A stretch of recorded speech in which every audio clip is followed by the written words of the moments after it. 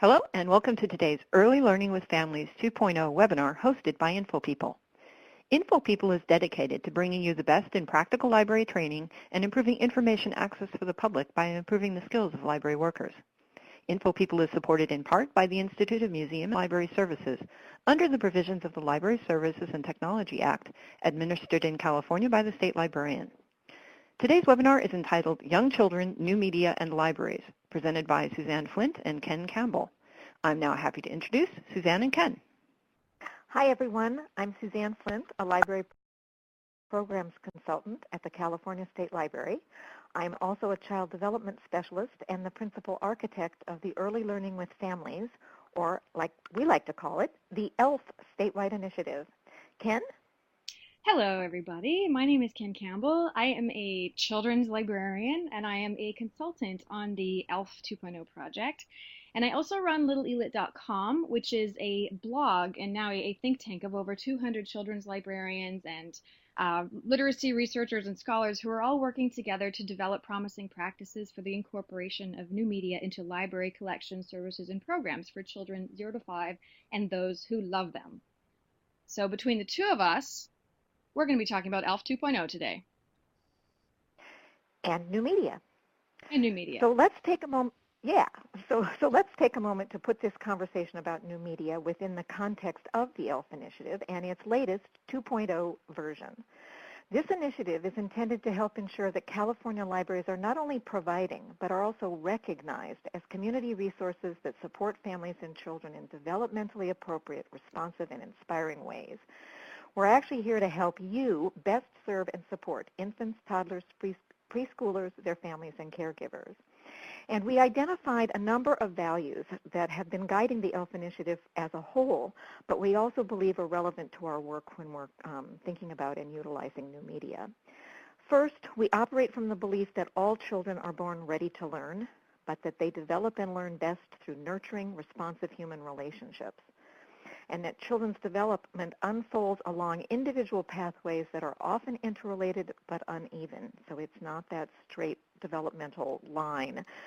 There's lots of ups and downs in that process, and that children's most basic and essential mode of learning is self-initiated play, that environments matter, and the best environments include choice and flexibility, and finally, parents are the experts of their own children.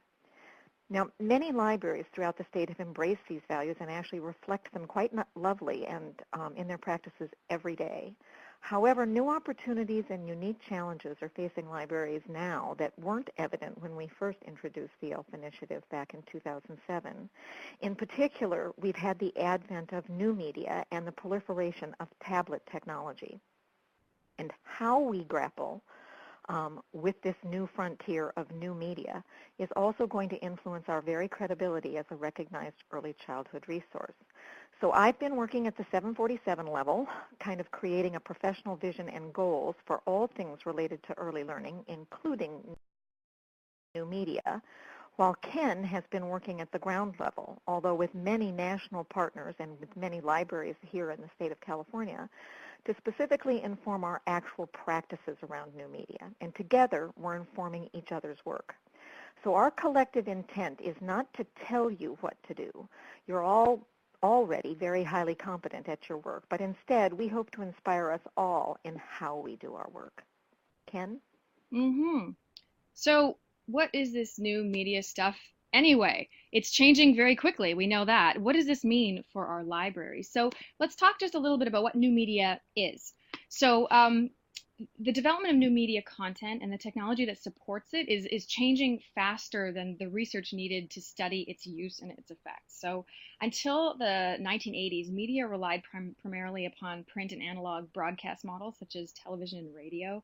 And recently, new media has come to mean on-demand access to content anytime, anywhere, on any digital device, as well as interactive user feedback and creative participation. This is what Henry Jenkins calls the participatory culture as opposed to consumer culture. So another aspect of new media is real-time generation of new and unregulated content. So anybody can be making this content. And this new media has created some unique opportunities for individuals and libraries alike to think about information creation, dissemination, and control, which kind of throws some of our old models off kilter a little bit. So when Suzanne contacted me about a year ago, because of my work through Little Elit, we were collecting pilot projects and promising practices for the incorporation of new media into services for young kids. And that was primarily iPads and Storytime that we were working on. And the kind of pioneering work that we were doing was based around the idea that librarians can evaluate, curate, and use all different kinds of formats of content. And there was this emerging and quickly expanding market of digital content aimed directly at very young children. So the issue of the use of new media with young children in libraries is a complicated one. And Suzanne and I, we're kind of modeling what we see here. We're reflecting on our practice. We're respectfully disagreeing sometimes and constantly working through this issue with the end goal of providing some overarching research-based and child development-based guidance for the field that is based around the values that are espoused by a lot of public libraries already, like Suzanne said, and by the Early Learning with Families initiative. So the point here I have that librarians are skilled at helping children's parents and caregivers navigate many kinds of tools, including positive ways to use new media. That's kind of one of the assets that public libraries enjoy, that we work with entire families or with caregivers and their charges, and we provide a number of different resources to them, and we offer guidance and modeling in a number of different ways. So how can we provide some of those same services with emergent technologies as well? That's kind of the questions we're trying to answer here, or working towards answering. So when we began, as Ken said last summer, to begin starting this ELF statewide initiative, I think we both came with a lot of enthusiasm and a lot of naivete because we initially envisioned creating a pretty simple new media toolkit right out of the gate. But then we began to get real feedback from the field, from other ELF 2.0 activities, various library media-based projects, from state and national partners, and from many of you, which led us to a new approach and timeline for our work. And so that feedback slide is just sort of outlining all the different things we've been doing this year, from a field survey to the CLA pre-conference, targeted allocation funding, regional meetings. We did a white paper with Dr. Walter from UCLA, and these various webinars and pitch grants. All of that have come together to really inform sort of where we're going and what we're doing next. And in particular, out of all of that groundwork, we began to form partnerships, both on the state level and the national level, canons that relates to new media. And so consequently, we have regrouped a bit, and we hope to produce some even more relevant resources for you in the field, both broadly for early learning in general, and specifically tools that relate to new media use in libraries. So I just wanted to in particular, we formed a partnership with the National Center for the National Brazelton Touchpoint Center, and that will result in a training curriculum for library staff. It's going to take us most of this year to develop it, and there are lots of ways in which the field will be informing that training curriculum, but it is intended to really help give staff some tools for working with young children and families. It's a training approach based on the research and practice of internationally recognized pediatrician T. Barry Brazelton, and it's based on a unique understanding of the forces that drive a child's development. These forces, or touch points, are universal, and they map the predictable sequences of early brain development, especially in the first 3 years of life. This map of human development recognizes that emotional, behavioral, cognitive, motor, and language development all occur at their own pace, but also affect each other, and that advances in any one of these areas are preceded by temporary backslides or regressions. And these periods of disorganization are the cost required for each new achievement, and they can temporarily disrupt a child's progress, and for that matter, the whole family's stability. Yet each of these disruptions also offers parents a chance to reflect, consider a change in direction, and grow along with their child. And it offers community organizations serving families, such as libraries, an opportunity to effectively connect and support and scaffold parents and young children. So Touchpoints bases their work on several parental assumptions, many of which seem perhaps self-evident, but I want to just reiterate them here briefly. And the first is that the parent is the expert on his or her child, and that all parents have strengths. All parents want to do well by their children. All parents have something critical to share at each developmental stage. All parents have ambivalent feelings, and parenting is a process built on trial and error. So just reminding ourselves of these assumptions anytime we are working with families can go a long way to helping us more effectively support them. But these assumptions can also be put into practice through the Touchpoints guiding principles, which asks us each to recognize what we bring to the interaction, to look for opportunities to support mastery rather than assessing or focusing on deficits, using the behavior of the child as our language, and then valuing that disorganization that's going to occur in normal child development where everything falls apart before everything comes together, valuing and understanding the relationship between ourselves and the parent and how that relationship is leveraged and functioning in their support and in our comfort level and ability, being willing to discuss matters that go beyond our traditional role, focusing on the parent-child relationship, and valuing passion wherever we find it. So we are now incorporating these Touchpoints assumptions and principles into all of the work that we're doing around ELF, and they will be reflected in the deliverables to the field. Specifically, these deliverables will now include a more robust Young Children, New Media, and Libraries Toolkit, about which Ken will explain more in just a minute, the Brazelton Touchpoints Child Development Training Curriculum for library staff that I just mentioned, and although the training's primary purpose is to help support library staff's competence and confidence in working with young children and their family in all types of situations and circumstances, it will also help inform how we think about, incorporate, and model new media in libraries.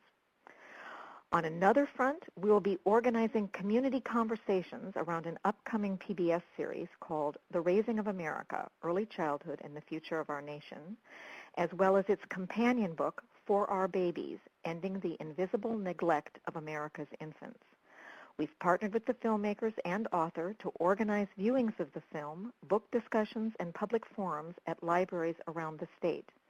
We'll be offering a sneak peek at CLA, including a chance to meet the filmmakers and author, and we're inviting libraries to consider hosting one of these community events later this fall. We hope these events will inspire greater community engagement around early childhood issues in general, while also underscoring the role libraries can play in supporting families during these critical years in their children's lives. We also think these community conversations will help deepen our own thinking and practice when it comes to new media and young children, and place this issue in the context of many issues that are impacting families and children today. Finally, we'll continue to offer a variety of networking events over the coming year, including an ELF 2.0 Summit on November 6th in Oakland. These networking opportunities are intended to support continued sharing and collaboration among staff, among all of you, and between library systems about early learning and library issues in general, and about this new media and library issues in particular. Ken? I had to unmute myself. Okay, technology, good. All right, so the new media toolkit. So we started out last summer, like Suzanne said, we started this journey thinking that we could kind of pop out an online how-to kit for the use of tablet technology with young children in a few months. Like, wham, bam, we're done, yay! This is how you do it. And it's kind of become a running joke with us now that there's this issue is so much deeper and complicated and swiftly evolving all the time than we originally thought. So we've kind of hit the brakes a little bit. We've taken a breath, and we're being a little more reflective with how we are handling this topic. So we've shifted our focus from laying down a how-to guide with tried and true techniques like it works, here you go, just take it and run. And instead we're taking a deeper dive and reflecting and disagreeing a lot of the time and really chewing on this topic. So the deliverables for this project as they exist now are as follows. So the position statement on promising practices, and we do like to say promising practices, not best practices, because it is continuing to evolve so quickly. So what we're trying to identify things that look promising, and who knows when they'll change in the future. But we're looking to create a statement or a set of guiding principles, taking from what we know of what's happening in the field within California and then nationally as well, and making sure that what is happening, that we can support what is happening, so that it's coinciding with some of the principles that Suzanne has outlined from touch points, from a child development perspective. We're working on a searchable research and position statement bibliography, which I'll go into a little bit of detail in a few slides from now. This is also a running joke with us because most of us are librarians after all. And of course you start with a bibliography, right? So that'll be research and policy-based work that informs the issue. Guidelines and tips for evaluating new media. So this brings in a lot of what we already do in libraries. We already evaluate and curate content all the time in many different formats. But how do you tackle evaluating new and constantly evolving forms of publishing? It can be a little bit trickier. So we're trying to make that a little bit more manageable and bringing some resources in to actually help with evaluating new media. A list of non-commercial new media aggregators like littleelit.com that review and build content inventories. So this is, not to toot my own horn or anything. It's kind of a shameless self-plug, but I just want to point out, like, littleelit.com is not selling any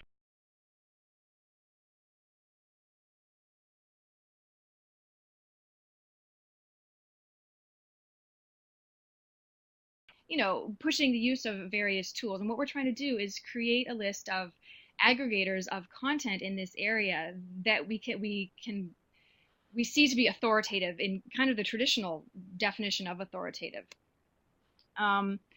So beyond new media aggregators, a user survey template for parents and caregivers to help evaluate our impact. So that's trying to figure out, first of all, what is needed in our communities? What are parents asking for? What do they need? What are their issues around young children and new media? And how can we keep track of how what we're doing in libraries is what is happening in the home if we are implementing some kind of new media in our libraries? So our pilot projects, the Mission Viejo Library and the Rancho Cucamonga Library, I know we've got representatives from them there. Hi, Angelica.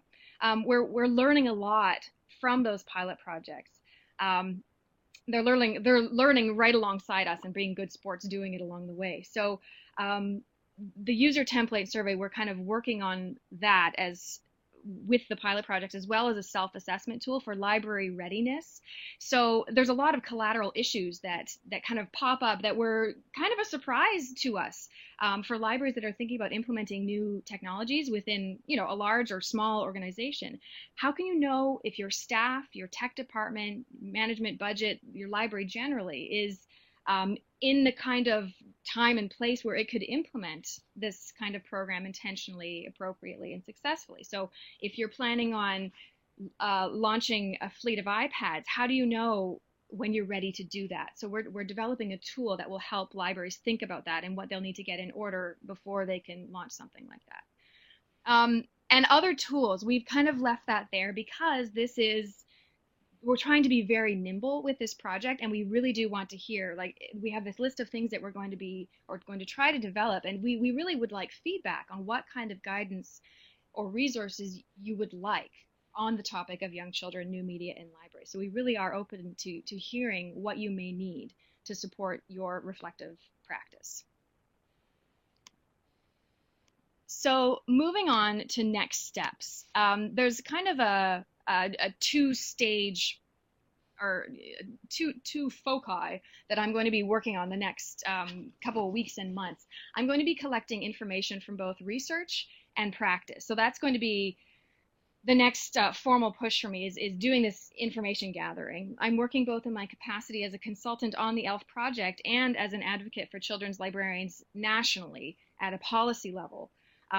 And I'm bringing a number of partnerships to the project to do so, and I'd like to give you some more information about what that is specifically. So to inform most of what we are building here, we're collecting information from two camps, research and practice. So the practice part of it is the field survey that we're going to be conducting, and we're bringing in a number of partners on this one. So this one, I'm working with the Association of Library Services to Children, along with the California State Library, obviously, and we've also got a representative from the University of Washington iSchool, so that's Jen Mills. So this is the practice part of the information gathering. This builds on the work that we've been doing at Little Elit since 2011, where we've been collecting examples of libraries who are already implementing something to do with new media. So it's usually tablet-based. But this is going to formalize it a little bit more and give us kind of dots on a map for what is happening where and what are people doing. Because right now we have a whole lot of anecdote and kind of networking, but not a lot of solid statistics. So we're pulling together questions to help us get an idea of what is happening with young children, new media, and libraries. So that's a field survey, and the timeline for that is early summer 2014, and the idea is that we'll probably do a smaller survey first and then extend it out nationally to find out what's happening. So the bibliography, which I've also talked about a little bit, this is also a large partnership project. This will hopefully be delivered late in summer 2014. It's a very large, very collaborative fact-finding mission that's based on a relationship with a number of folks in Maryland, facilitated in part by Dorothy Stoltz from the Carroll County Public Library, who currently serves on the Every Child Ready to Read Oversight Committee and is also an advisor to Little Elit. So she has connected us up with some of these other folks, like Liz Sunderman at the University of Maryland, and she's helping us bring together a group of librarians to help us with the actual creation of this long annotated list of peer-reviewed and articles and authoritative policy and position sources. We're going to be creating a taxonomy and digging around beyond library literature and beyond early childhood literature into a number of other areas that also inform our practice. So brain development, learning theory, game theory, software design, special populations. We're drawing from many different areas to inform this project. Many different partners on that. The National Forum, this is something that is not being spearheaded by the California State Library Early Learning with Families Initiative. This is kind of my baby, but the California State Library is a partner on it. So this is a project that will directly influence the work we're doing at the State Library, though. So the forum is a partnership-based project that will bring together a group of about 40 experts in child development, pediatrics, media literacy, and partners like the Fred Rogers Center, the Technology and Early Childhood Center at Erickson, the Association of Library Services to Children, the New Orleans Endowment for the Humanities Primetime Family Reading Time, the New Orleans Public Library, and finally the New Orleans Public Library Foundation, who would actually be administering this IMLS grant if we are funded. And we'll find out in September if it will be funded. And the event itself will happen in spring 2015 if funded.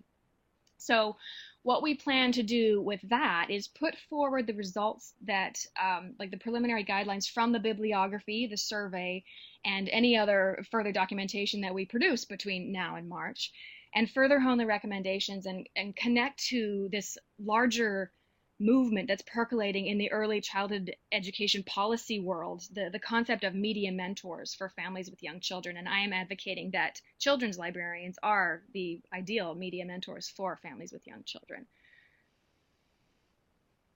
So we move on to implications for the field. Suzanne, are you there? Hello? Again, I forgot to unmute. Hi, this is Suzanne. Oh dear, okay. So same problem. So as Ken has made it clear, and hopefully both of us have made it clear, there's still a lot of work to be done, and even though many unknowns remain and our tools are still in development, we still believe that we can and should be moving forward in terms of our own work in this area and on this topic, and doing so by supporting informed, thoughtful, developmentally appropriate responses to new media. But how do we do that? Well, what we're suggesting is first by honoring passion wherever we find it. And that means the early new media adapters and the new media resistors have information that should infuse our thinking and be reflected in our practices. Both have points of view and perspective that can really, I think, move us to better practice than just sort of staying stuck in one perspective alone. We should familiarize ourselves with the existing scholarly research-based guidelines and policy statements we have attached to as a handout to this webinar. We suggest using this existing research to inform our practices while keeping in mind that new media has both advantages and shortcomings. It's all about how we use it. We're also suggesting that we be as intentional and reflective in our practice as possible, and we'll delve into that a little bit deeper in a minute.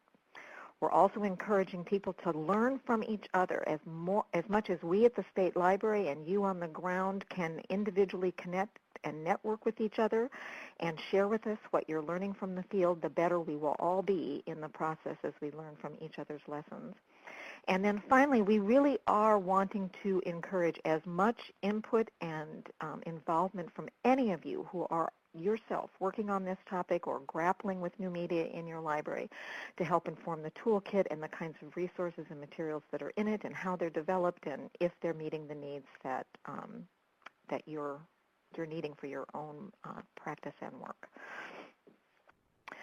So what do we mean when we're saying a reflective process? Well, we're suggesting something that's not so unlike a process you probably use all the time whenever you're considering adding or enhancing services. But sometimes in our rush to be responsive, we can either minimize or completely overlook this process.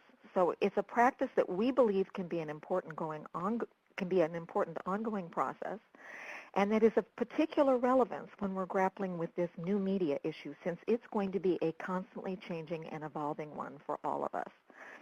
So we need to ask ourselves first, for what purpose are we including new media?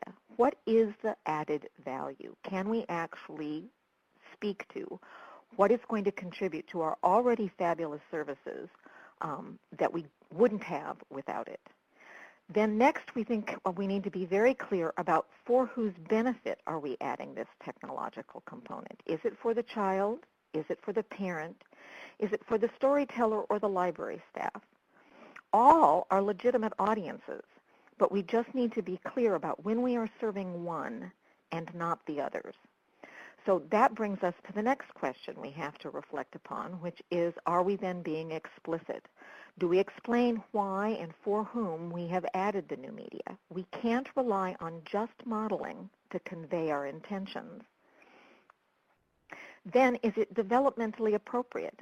And this one is where I think, the heart of many of our conversations really should be, and ascertaining what is developmentally appropriate and for what ages. So, for example, for babies, there's virtually, I won't say none, but there's very little evidence of direct benefit to babies. So that using new media that encourages parent interactions with their baby might be most appropriate. But when used for the benefit of parents, does the new media we've selected actually enhance parent-child interactions, or does it actually distract from the very kind of engagement we're hoping to support? Those are kinds of things we're only going to know if we really explore some of these tools and are in conversation with the parents and families that we're supporting through this process. For toddlers, developmentally appropriate new media use is probably best when it can enhance or extend interactions as opposed to just providing distractions. For example, if they can hear the sound of laughing when they're read the storyline, hyenas share jokes with red-bellied snakes, we're actually extending and supporting their learning. Unfortunately, the app market, though, allows for the distribution of materials without the rigorous review process that's typical of traditional children's book publishing. So more caution is necessary when choosing high-quality apps and ebooks, because many of them contain lots of flashing lights and quote-unquote interactive features that are actually very distracting and confusing for young children. Media use for preschoolers and beyond, however, I think the world opens up even more, especially for technology that supports text-based inferences and allows children to create their own content, really seem to be very developmentally appropriate and quite exciting, actually, for preschoolers and the older crowd. So once we've assessed how developmentally appropriate our new media choices are, we also, I think, need to consider, does our new media approach also fuel a passion for adventure, questions, creativity, and innovation? Does it encourage active engagement by the child, or are we only encouraging more passive viewing? I think that's where programming options like Scratch and other, coding programming, especially as children get older, become really quite exciting, because it opens up a world of exploration other than sort of passive viewing. And this, the next sort of reflective process that we ask people to focus on, which you've probably heard woven in throughout our talking points, is, does it support parent-child engagement? Almost every organization, professional group that's been looking at this issue boils it down to, really, when technology is used and it's encouraging parent-child engagement, that's really the tell-all about an effective and appropriate use of new media. So is that what's really occurring when we're using our technology? Or are we just creating people passively viewing things with their children? Are parents more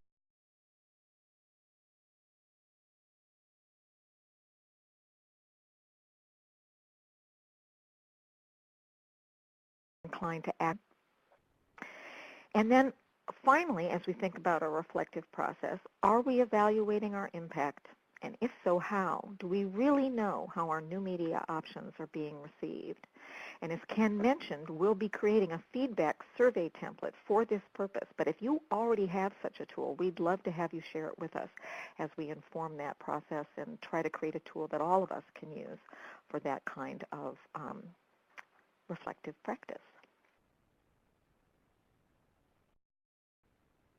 Okay, so putting this reflective practice or reflective process into practice, we've called out some of these guiding principles and things to keep in mind. Supporting parental mastery. Oh, I'm going to go back on that. My fault.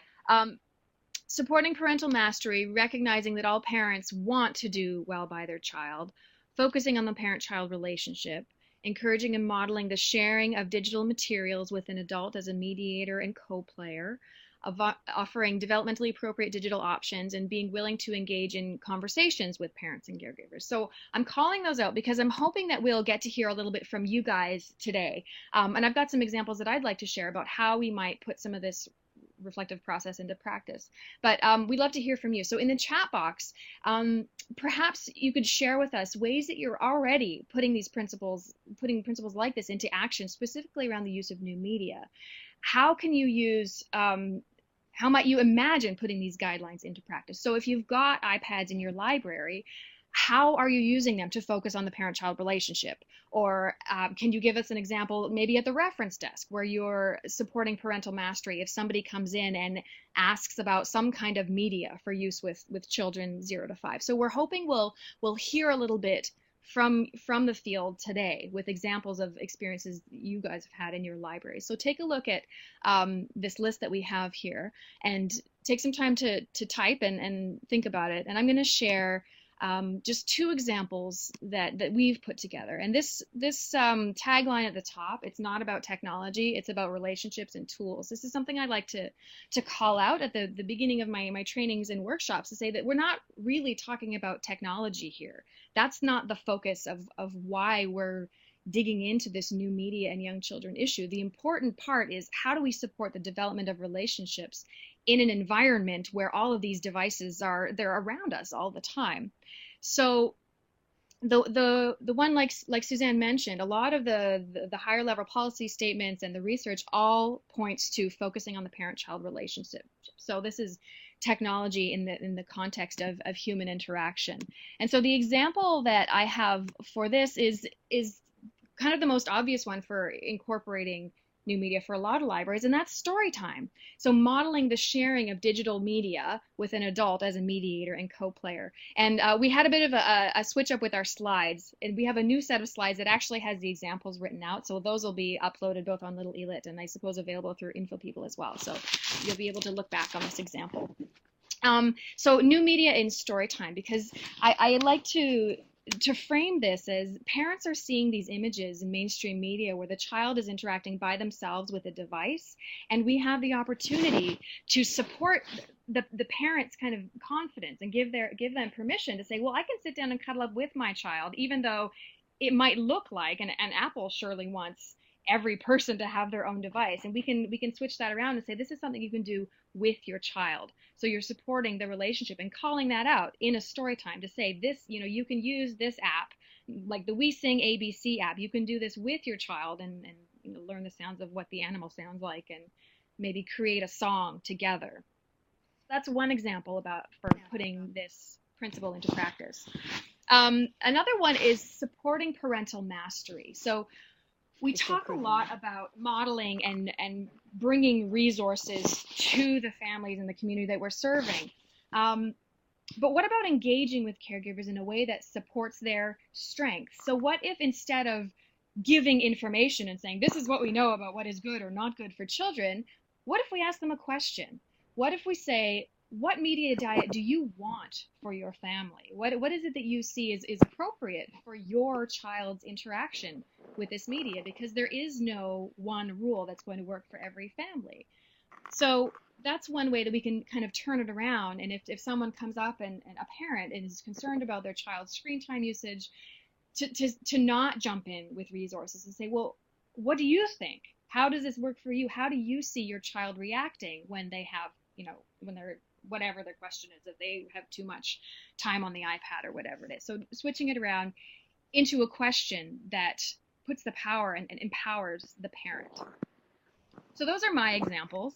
I wonder if we have a couple here. I know we're pushing and digging deep, and a lot of libraries haven't had a chance to delve into deeply yet, but it looks like we do have some here from Kathleen. We found it difficult to actively encourage parent involvement, but place 2 chairs at each iPad station and to use parent asides when possible. Yes, I think that's quite a common one, and it's not that different from having non-media based playstations. We're supporting play as well in many different ways, and supporting parents to engage in a playful manner with their children. That's kind of not necessarily different from. Though I would suggest in that case, Ken, that's an example of where we're not being explicit. And so parents, there's nothing that really would be an and they've changed our slides for us. Thank you guys for that little technical glitch. I think that may be a reason why we're not necessarily seeing active engagement, because 2 chairs set next to an iPad, I think we know what that means, but I don't necessarily know that parents will know what that means or why that they're there or what we're expecting to have happen there. And I think that's also where oftentimes we come to this topic with the idea that new media is self-directed and that parents know what to do with it and kids will automatically know what to do with it. And I think that's another way in which, if we're going to be using these kinds of tools, we need to provide actually more support than one might think. These are not self-contained, and oftentimes they have less, quote, direction or guidance than other forms of computer content, where in many cases apps are sort of intuitive. You're supposed to figure out how it works with very little guidance from the app. So anyway, I think that's just an example of when we're not explicit enough about what's going on or what our expectations are, or we don't offer more support, it's hard for families to appropriately, know how to respond. Mm-hmm. And I think Kathleen has responded as well, saying this is true, and many times it's 2 children at the iPad instead of a parent and a child. And that's interesting because, we're seeing this participatory culture that we talked about, the peer-to-peer learning. I don't think that's necessarily a bad thing. I mean, maybe unless it's 2 2-year-olds sitting next to the iPad together. But, if there is some human relationship happening around the iPad, I don't know. But that's an interesting point to bring up. Yeah, anything else you'd like to call out, Suzanne? Well, I see there's a whole bunch of stuff coming in now, so I'm trying to keep up with what people are typing, which is great. So maybe together we can look at the chat. And there was Tara was saying that, during their 3 to 5-year-old story time, she uses Keynote and Projector to show the words being used and finger plays and to encourage caregivers. And again, I think that's a great example. I would just encourage us to also make that explicit, because I think in the 3 to 5-year-old story time, it might be less of an issue, but when we use those technologies in younger story times, I think parents don't know whether it really is that for the benefit of their child that we're using the new technology, or is it for their benefit as a parent? So I think I'd be curious, in particular, if you're willing to experiment with us, Tara, about actually explicitly calling that out in your story times and basically, just quickly saying, we've put the words up because we want you, parents and caregivers, to feel really comfortable in singing along and joining in and learning these songs, or something like that. I think it's really common for storytellers in baby story times to put up the words, whether that's written on a piece of paper, or a lot of storytellers, we use PowerPoint, and they'll say, well, we don't use new media, we just put up a PowerPoint presentation. And I'm thinking, well, that's pretty much the same thing. And we at the Mission Viejo Library, we had one storyteller who was working on a baby story time, and she articulated it beautifully in her run through, where she said, parents, this is not the lyrics are up on the screen so that you can sing them, learn the words, and then we hope that you'll sing them at home. The babies can't even see the screen. So for that age group, calling that out. But for the older ones, you could look at that as producing a print-rich environment. They're seeing that, mommy is reading those lyrics and learning a song because there's squiggles up there and she's reading. So it really does differ depending on which age group you're working with. Yeah. Someone else, and I can't remember because I've been reading all of these very quickly, I apologize, was also saying they had put up signage encouraging parental environment. And I have to say, I don't think signs are going to help as much as those are well-intended. I think it really is sort of the kind of environment that we're creating, and then when we can specifically articulate what we're modeling when we have those opportunities to do so. That's not to say that you're going to do it every time you talk to a parent, or stress this point in every conversation, but I think that we can look at more sort of creatively creating these supportive environments that are really developing relationships with our parents, where it's clear what we're trying to model and what we're trying to support for them, that isn't just, sort of the sign that says it, that isn't really a motivator. It's not that the signs are bad in and of themselves, but I don't think signs motivate people's behavior. I really like what Susan Dickens said about bringing in speech therapists. So reaching out into your community and bringing in people who will have expertise on this topic. I think a lot of us, me, when I started out the journey of using my iPad in Storytime, I was really freaked out by the technology. I really was. And it's been a really long learning process for me. And I think a lot of librarians are looking at this going, I'm not an expert in this technology. I'm struggling with it myself. And I would just highly recommend trying that, reaching out into your community and seeing who you might be able to bring in to have these conversations with you and reflect with you on this topic. Yeah. People have asked about specific interactive book apps, and there are, both Ken and Carissa are doing yeoman's work trying to review and give you some guidance about some of the better apps out there. So we would encourage you to check out the little eLit and Digital Storytime sites when you are looking for appropriate apps, because I also think that makes a difference. What's on the tech, what's on the hard drive of the iPad, or even if you have a laptop computer, some people are doing things that way. It really is, it all will boil down to truly the kind of app and resource that you're putting on there, and there are sources that you can go to get those recommendations.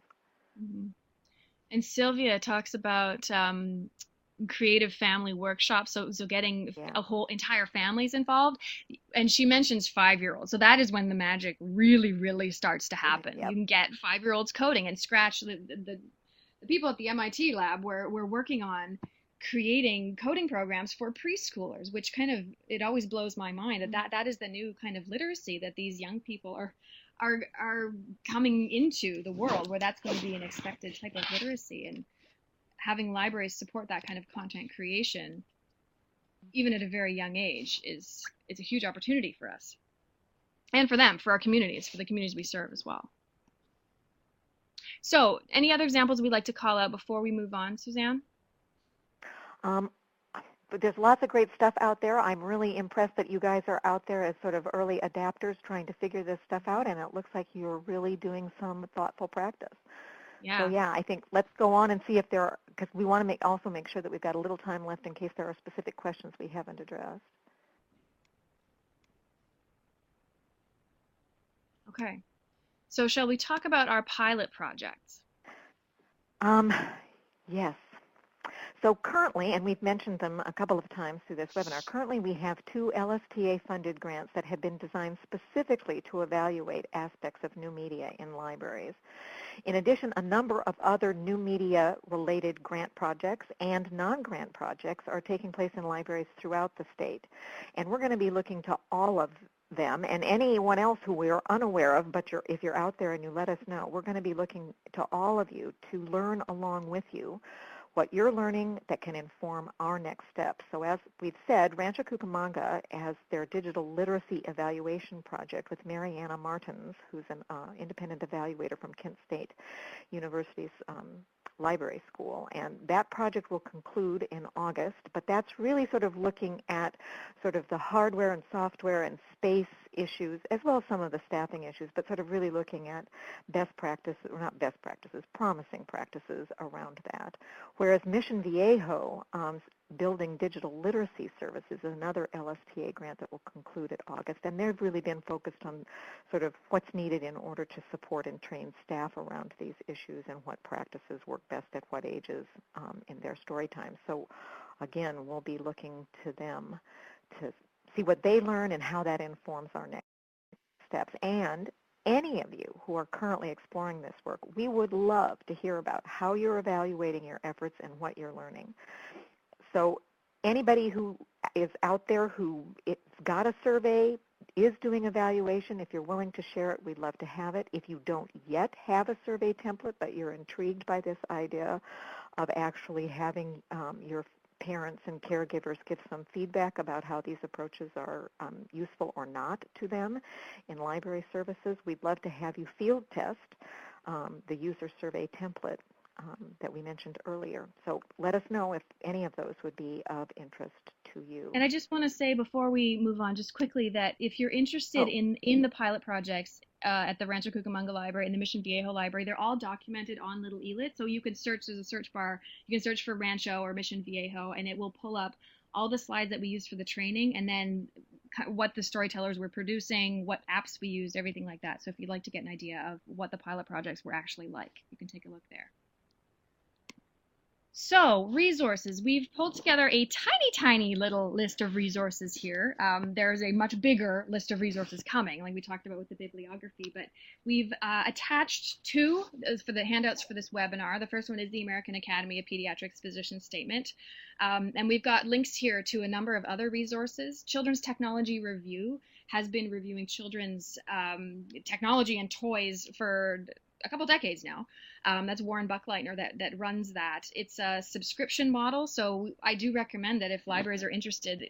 Warren Buckleitner is kind of the expert in this area for reviewing children's technology, so it's a worthwhile investment to see what he has to say about new forms of media. Common Sense Media is a nonprofit organization, and they do have an office here in San Francisco, and we actually brought in Merv Lapis from Common Sense Media at the ALF pre-conference at CLA. They review all kinds of things, and most of you are probably familiar with Common Sense Media. They do books, they do games, they do movies, they do apps as well.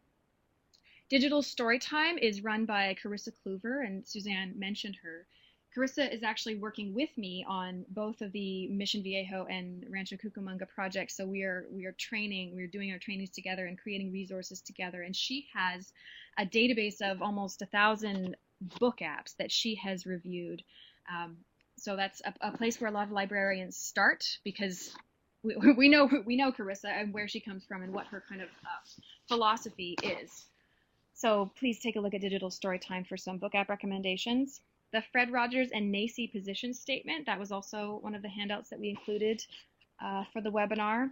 And then littleelit.com, which is where I have been recording my pilot projects and recording other people's pilot projects too. And I would just like to extend the invitation. If any of you are implementing something in your library that has anything to do with new media, usually tablet technology, please contact me. I would love to hear about it. I would love to document what you were doing as well, because it does add to our collective understanding of how we can move forward with this as a profession. So we have tried to leave a lot of time for questions. It looks like we have 10 minutes now where we can field some questions, because we know you have some.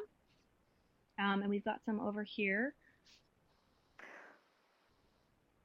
Well, So, while people may be typing away, because Penny Peck had made a comment earlier about that she's asked most often about, the developmentally appropriate question, and I do think that is one we're going to be struggling to grapple with.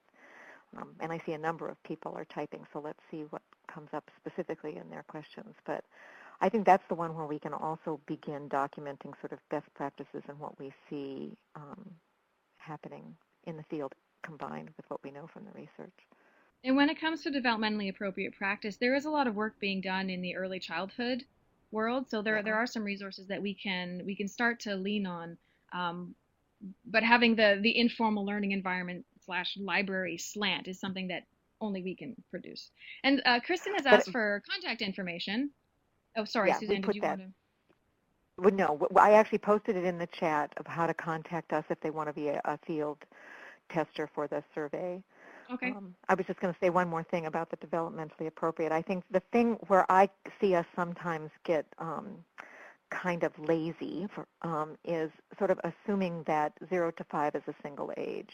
And right. I know when we first started having some of these conversations that it sort of felt like that's what people were talking about. Young children was 0 to 5. And to just really realize that children are changing rapidly. Their abilities are developing very rapidly.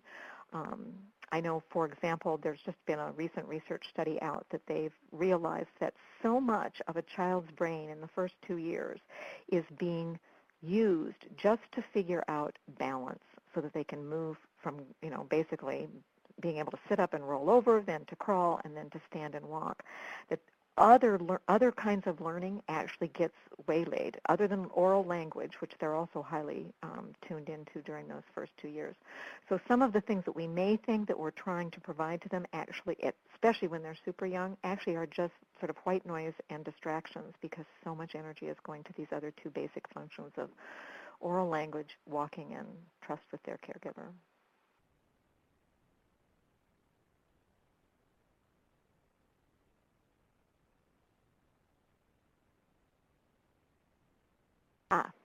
So Penny had not a question, but a plug. That the ASCA Institute in September, there'll be some workshops related to this topic. Ken and I will be there, and I think Ken's doing some of the workshops. Yep. I'm sure you know who some of the others are, Ken, right? Yeah, Amy Kuster will be there as well. There's a lot of really great programs happening. Yes, I second that plug. Please, let's go to Oakland and talk about this some more. Thanks, Penny. Yeah. Okay, Joyce has asked about grants. Suzanne, would you like to field the grant question? Well, yes, there are grants available from the State Library. However, the cycle has just passed for this next year. The pitch and staff innovation grant deadlines are all passed. They usually deadlines are usually in the spring for grants that then run from July 1st to June 30th. So, but there may be some early learning related grant opportunities in the coming year. We sort of have to wait to determine that, but most likely it'll be next year. Mm-hmm. And Lori, hi Lori, I just saw you last week. She's asking, is it fair to say that the definition of early literacy is fluid and changing? And I think Suzanne and I may both have something to say about this. I would say that the definition of literacy, period, is fluid and changing. Our concept of what literacy is changing because of a lot of these new formats. Do we want to talk a little bit about the shift of the emphasis on early literacy to a more broader early learning? Early learning, yeah. The whole ELF initiative has really tried to reframe the conversation around literacy, in part because I think people take it's such a concrete way, and that what we really know is that learning and all kinds of learning, things that don't look anything like literacy, but that are actually the building blocks for all kinds of literacy, math literacy, reading literacy, all of that, especially at this age, don't look anything like what those activities will eventually look when they're more grounded and some of the foundational skills are in place. So that's why we're tending to lean toward this early learning framework instead of early literacy, because there's so much encompassed in that process that libraries are contributing to on all kinds of ways that go way beyond just sort of the idea of print and reading. Libraries are helping people figure out all kinds of digital literacy, financial literacy, health literacy, so that's our choice there. And Kathleen has asked about securing tablets. A lot of libraries are experimenting with different ways, like MacLocks is a popular tethering. They have a number of different types of mounts, but that is exactly the kind of question that we're trying to crowdsource, because it's kind of the nuts and bolts of, okay, well, what, we have iPads. How do we manage them within our libraries? And those are the kind of questions that I hope to be documenting as part of this larger toolkit. We're already doing a little bit of that on Little ELIT, and when people contact me, I try to push it out to our group and see if we can get some of the more recent answers, because the answers change. Depends on what generation you have and what's been known to work well. And there's a new product on the market. So Kathleen, I would invite you, if you'd like to be part of the Little ELIT think tank, and this is an invitation to all of you. You can send me an email at kenlibrarian@gmail.com to get on my mailing list that is specific to young children, new media, and libraries, to ask those more specific questions, to see if we can get other libraries with experience on that topic to answer you.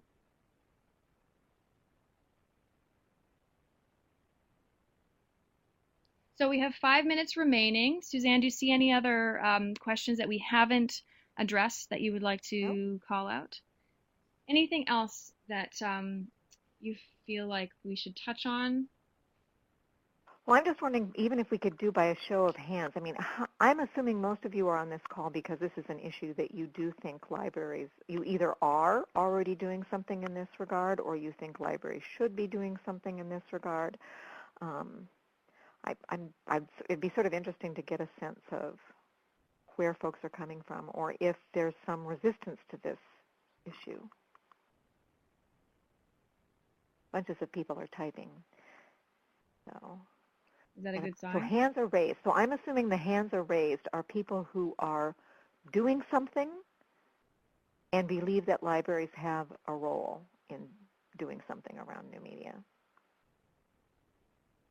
Okay. Not using yet, but not opposed to it. So Penny says, a volunteer at Head Start. Nita uses technology in any form. Mm-hmm.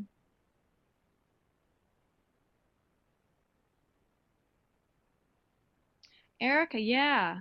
So are you with Seattle Public in the process of coming up with a plan for iPads in branches? Yes, indeed. Excellent. You've got some movers and shakers. King County and Pierce County both have some awesome things happening. I keep saying that we have to posse up about this topic. We really have to be talking to each other, because I think a lot of libraries feel like they have to start from scratch to figure out how to do this. And we can really, this is one of the things we can do through ALF and through the California State Libraries, start to connect everyone so that they can talk about it. That's what we're trying to do with the networking meetings and this webinar and various other events, is to get folks sharing information on what they're doing.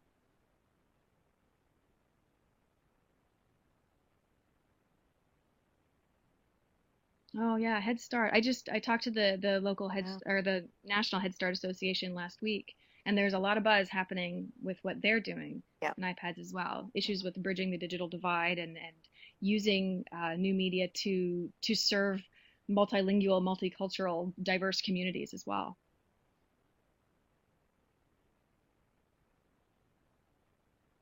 So Evan talks about how kids can find a game or Google, but few of them can actually find information that they need. So what isn't happening at the beginning? Yeah, that's the beginning of information literacy, digital literacy, and that's, I believe, is.